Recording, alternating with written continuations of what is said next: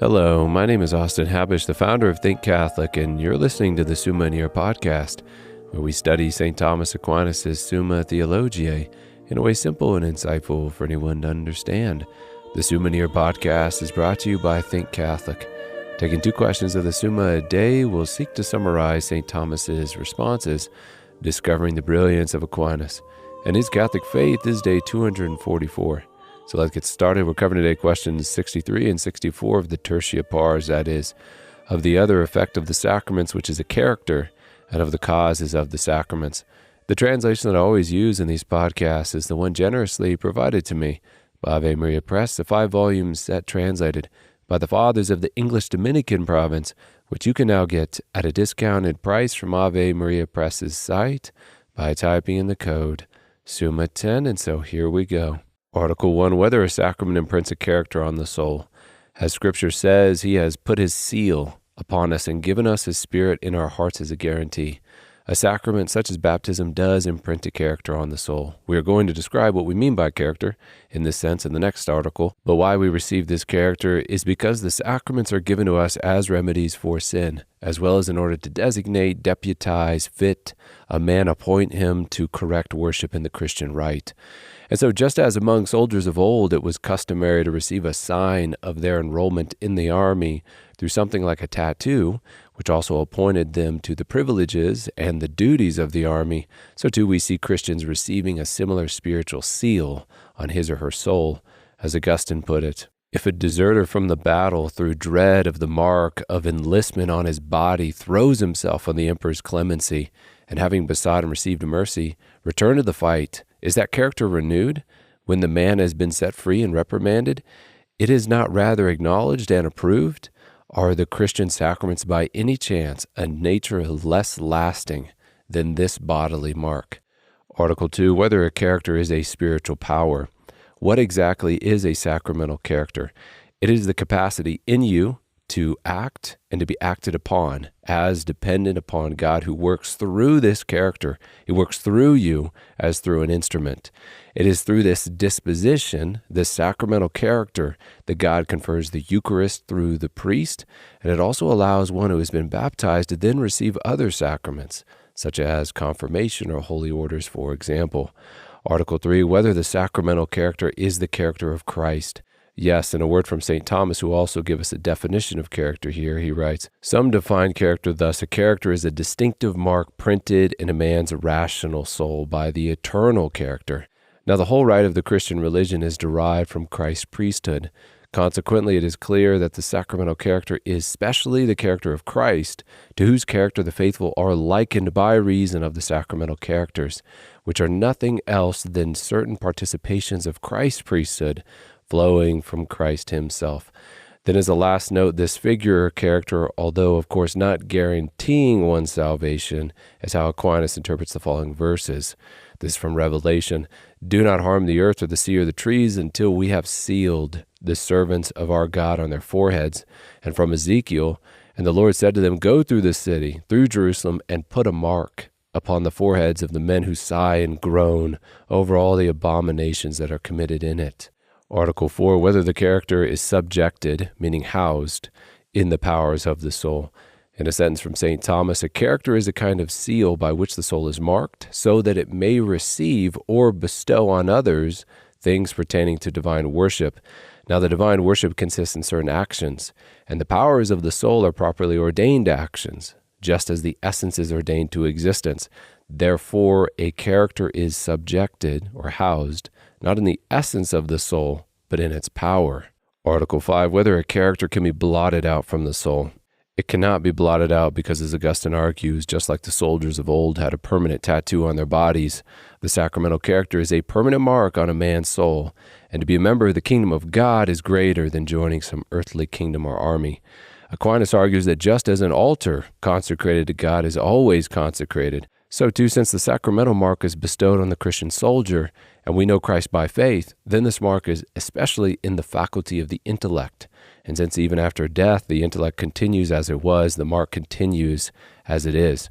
Lastly, from the perspective of the baptismal priesthood, just as Christ is a priest forever, according to the order of Melchizedek, so too those who participate in Christ's priesthood via baptism retain such a character, the baptismal character, forever. Article 6. Whether a character is imprinted by each sacrament of the new law, only those sacraments which cannot be repeated confer a character, that is baptism, confirmation, and holy orders. These are the sacraments which prepare a man to receive other sacraments, like baptism does, or prepares him to combat the enemies of the church. This is confirmation. And then there is also holy orders, through which God confers certain sacraments through his ministers. And then fleshing out the difference between baptism and confirmation distinctly, St. Thomas says here, in baptism he receives power to do those things which pertain to his own salvation, for as much as he lives to himself, whereas in confirmation he receives power to do those things which pertain to the spiritual combat with the enemies of the faith. And we will have more to say on the distinction of the sacraments in later episodes, but let's continue then with question 64 of the causes of the sacraments. Article 1, whether God alone or the minister also works inwardly unto the sacramental effect. Going back to our last episode about my hand moving the stone via the stick, so too the minister is also part of the inward work of the sacramental effect. And this is because God has deigned to work this inward effect through his ministers, like I can deign to move the stone via a stick. Article 2, whether the sacraments are instituted by God alone. And since God is the primary cause of the effect of the sacraments, he must be the one to ordain them and will to work through them for them to work. Thus, from the necessity of God's approval for the sacraments to be effective, it is clear that he must be the one to institute them.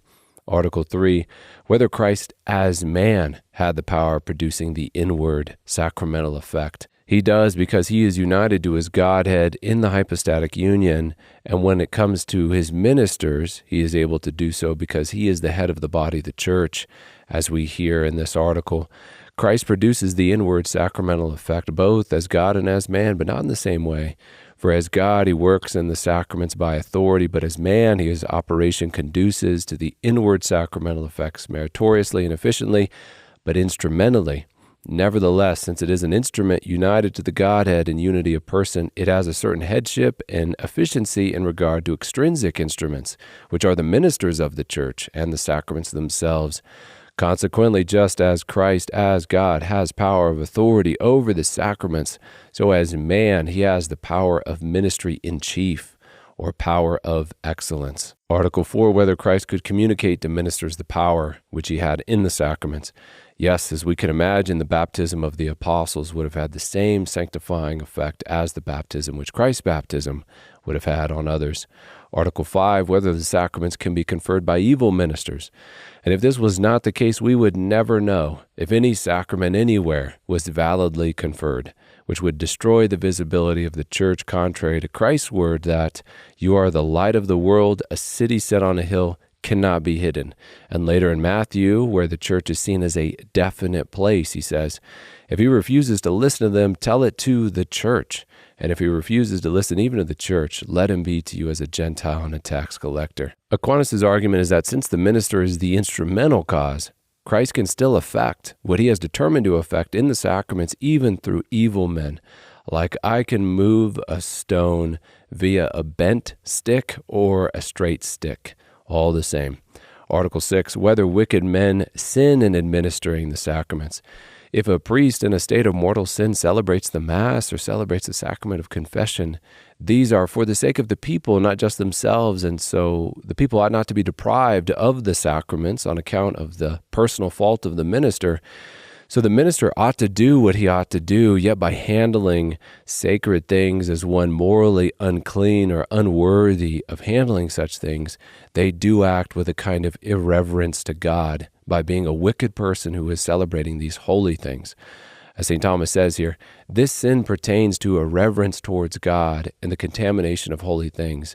As far as the man who sins is concerned, although holy things in themselves cannot be contaminated, it follows that such a sin is mortal in its genus or in its kind. Article 7, whether angels can administer sacraments. Responded to briefly here by Aquinas, since good angels are messengers of truth, if any sacramental rite were performed by good angels, it should be considered valid because it ought to be evident that this is being done by the will of God. But if demons, who are lying spirits, were to perform a sacramental rite, it should be pronounced as invalid. Article 8. Whether the minister's intention is required for the validity of a sacrament. And this is an important question. And the gist of St. Thomas's opinion is found in these words. Consequently, others with better reason hold that the minister of a sacrament acts in the person of the whole church, whose minister he is, while in the words uttered by him, the intention of the church is expressed, and that this suffices for the validity of the sacrament, except the contrary be expressed on the part either of the minister or the recipient of the sacrament. So unless there is an intention against the sacrament of baptism on part of the baptized or the baptizer, then the sacrament is conferred, as the Council of Trent declared as well. If anyone saith that in ministers, when they effect and confer the sacraments, there is not required the intention of at least doing what the church does, let him be excommunicated. Article 9, whether faith is required of necessity in the minister of a sacrament. And this question is similar to Article 6 of this question, and Aquinas' response is going to be the same here. And that's that the minister is the instrument which God works through in effecting grace through the sacraments. The defect of faith or the defect of charity cannot thwart God, who has determined that grace would be imparted when sacraments are validly administered. Article 10, our last article, whether the validity of a sacrament requires a good intention in the minister. Allowing Aquinas to speak for himself here on this last article, he tells us, first, in regard to the sacrament, for instance, when a man does not intend to confer a sacrament, but to make a mockery of it, such a perverse intention takes away the truth of the sacrament, especially if it be manifested outwardly. Secondly, the minister's intention may be perverted as to something that follows the sacraments. For instance, a priest may intend to consecrate the body of Christ so as to use it for sorcery. And because that which comes first does not depend on that which follows, consequently, such a perverse intention does not annul the sacrament, but the minister himself sins grievously in having such an intention. And with that, we close another episode. We have just finished covering questions 63 and 64 of the Tertia Pars, that is, of the other effect of the sacraments, which is a character, and of the causes of the sacraments. My name is Austin Habish with Think Catholic, and I cannot wait to see you tomorrow.